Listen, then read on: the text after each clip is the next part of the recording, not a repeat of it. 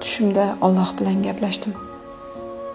Undan shunday so'radim: nega yomon narsalar yaxshi insonlarning boshiga keladi?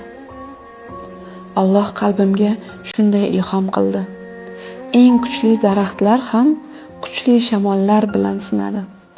Har qanday imtihon seni yanada sabrli va yanada kuchli qiladi. Men yana so'radim: nega bunchalar o'zimni yolg'iz his qilyapman deb. Alloh qalbimga dediki: meni ko'rmaganliging yoningda emasman degani emas.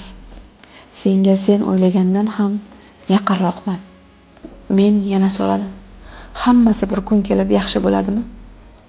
Men taqdir qilgan baxtim ham seniki emas. Sabr qil. Har bir qiyinchilik ortidan yengillik keladi.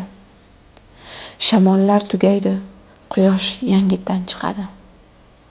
Men qo'rqib so'radim: bu yuklarni ko'tara olmasam-chi?